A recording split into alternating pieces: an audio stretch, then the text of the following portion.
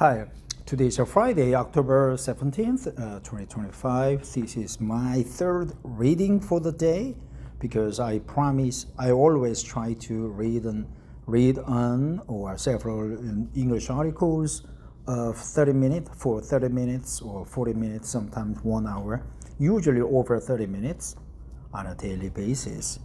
So I still have like 20 minutes to go. So this is my third reading for the day. And recently, Korea was buzzed with the crimes in Cambodia, which affect usually young Korean youths, right? Both females and males. Some of them were killed, kidnapped, raped, and maybe buried alive somewhere. Still, their remains need to be found, but still they are missing. So it has been a very intensive social debate item nationwide. Many young people, up to like 2,000, even 2,000 young people are believed to be trapped in Cambodia, right? Not by Cambodians, but usually by Chinese. So that's terrible. Personally, I think we should send our special troops or special police troops to rescue them, right? Korean military and police are highly trained and special forces. They can do the job in a minute. They can take out anyone in the world. So they should be able to do the job. This article is from the Korea Times, and the title, of course, is "Rescued Koreans Reveal Horrors of Horrors of Cambodian scam rings." Metal pipes and electric torture. 2 Korean men show scars while recounting their experiences of torture inside a criminal compound during an interview at the immigration office of the Sihanoukville Provincial Police Department in Cambodia, Wednesday. Korea Times photo by Hee Kyung-ju. Right. By 한국인들, Korean Daily, published October 16th, 2025, yesterday. Sihanoukville, Cambodia. When police in Cambodia's Sihanoukville province rescued 2 Korean men from an illegal compound early this month, the victims could barely speak without trembling. "I still flinch whenever I hear the sound of a key turning," one of them said, recalling months of beatings and electric torture. Flinch, right? Flinch. The 2 men, identified only A, 28 years old, and B, 35 years old, shared their ordeal during an interview with the 한국인들 at the immigration office of the Sihanoukville Provincial Police Headquarters Wednesday.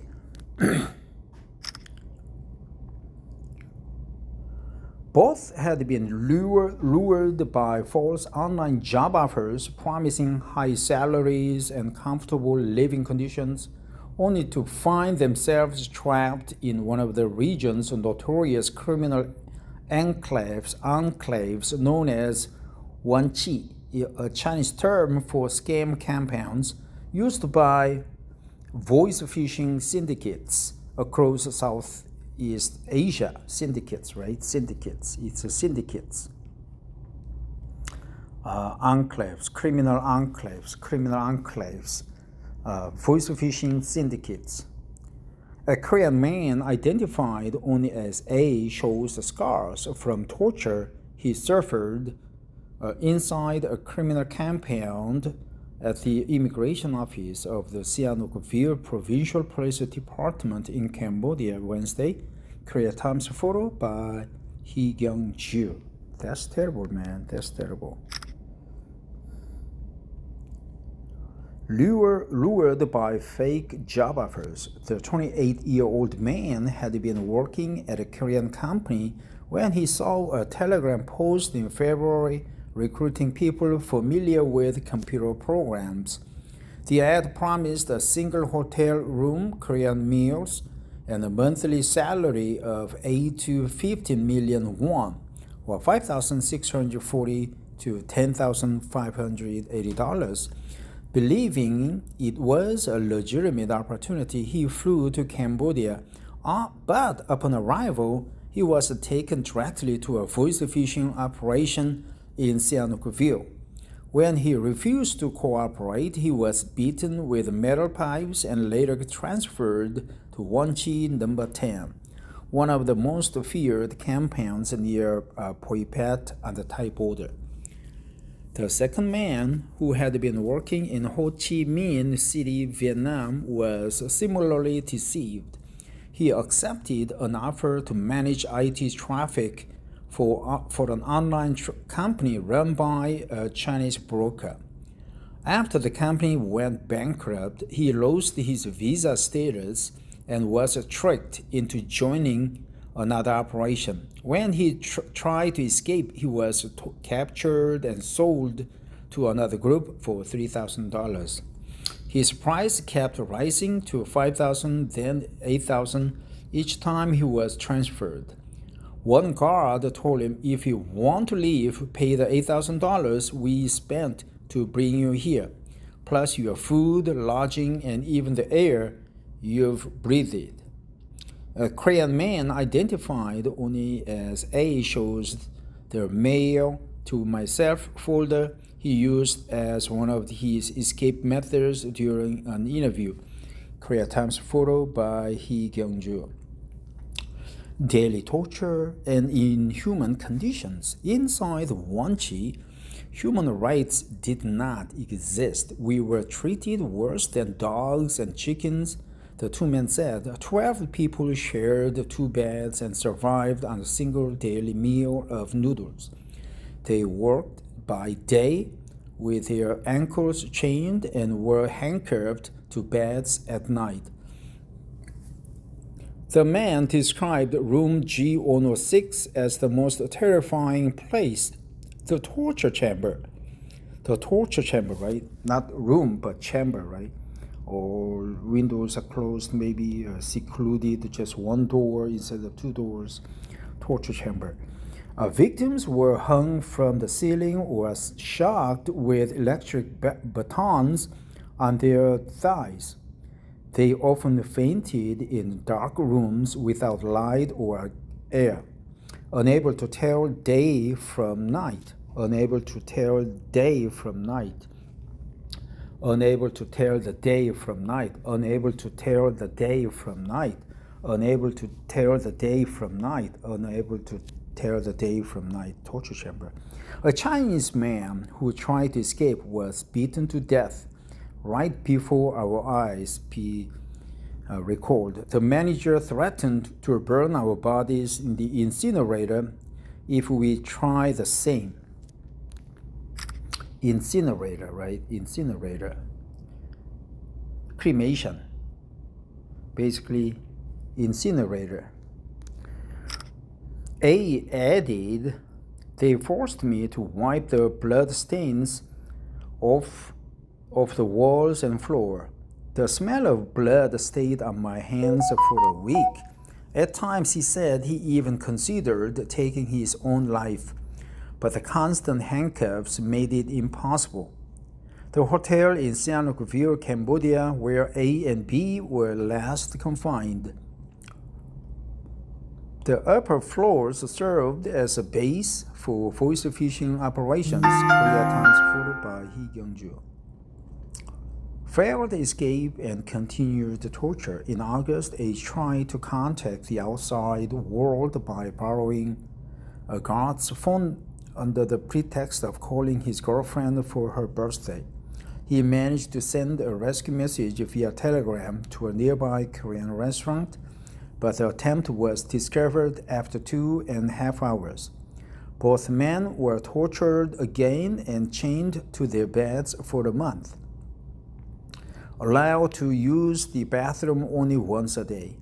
They were later transferred to another building disguised as a tourist hotel, where the upper floors housed the fishing operations. Their Chinese brokers promised to release them after earning 1 billion won in sales. Forced to impersonate Korean officials over the phone, the men were referred to only by their room number 1323. Still, they did not give up. Using a loophole in the compound's monitored Wi-Fi system, they left detailed messages about their location in the Send to Myself folder of a webmail account, a method that bypassed surveillance. A then shared his ID credentials with his family and the office of Representative Park Chan-dae of the Democratic Party of Korea in Seoul, leading to their rescue by local police on September 29th, 160 days after being abducted. I don't think I would have survived another failed attempt, he said, his voice shaking. The Sihanoukville Provincial Police Department building in Cambodia is seen Wednesday, Korea Times photo by Hee Kyung-ju. Just want to go home. Both men now remain in police custody as witnesses in the ongoing investigation. Their return to Korea is uncertain as Cambodian authorities are still conducting trials and identity verification. With their passports confiscated, reissuance is expected to take time. All I want now is to return home even 1 second sooner, A said, fighting back tears. When asked what he wanted to do first upon returning, he paused before saying quietly, I just want to see my family. Estimated that at least 1,000 Koreans may have been trafficked into such compounds, far exceeding the 300 to 400 officially reported cases. He appealed for greater government action. There are many like me who came just looking for work and ended up trapped. The government needs to intervene more actively. A Korean government task force led by Vice Foreign Minister Kim Jin-ah arrived in Phnom Penh on Tuesday night. The team will meet with Cambodian officials to locate and protect about 40 Koreans whose safety remains unconfirmed and to discuss the autopsy and repatriation of Korean student who died under torture, right? Under duress, who died under torture, right? Incinerator, trapped, burned. Talks will also cover the repatriation of 63 Koreans currently detained on online fraud charges. Repatriation, reissuance of his passport, reissuance, died under torture, the repatriation. This article from the 한국인들, the sister publication of the Korea Times, is translated by generative AI and edited by the Korea Times. Interesting. Now the reporters and translators, they do the job hands down due to the AI. But before I go, I would like to go over what I marked to remembered or memorized. Reissuance, died under torture, the repatriation, the torture chamber, unable to tell day from night, unable to tell day from night, unable to tell day from night, unable to tell day from night. The incinerator, criminal enclaves, right? Criminal enclaves. Voice phishing syndicates, French. I still flinch whenever I hear the sound of key turning. I still hear the sound of key turning, right?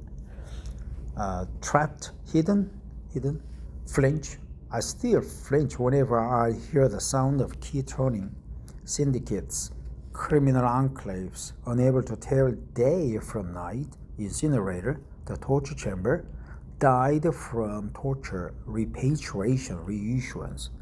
So I would say kill all the criminals who trafficked Koreans into slaves and maybe some other foreign nationals. They are unscrupulous, they are terrible at heart, they are inhumane, they are apathic, right? Not empathetic, pathetic. They should be killed. They should be put in the incinerator. They should be buried, burned alive. They should be tortured, killed under torture, duress. Thanks for listening and have a great Friday. Bye-bye.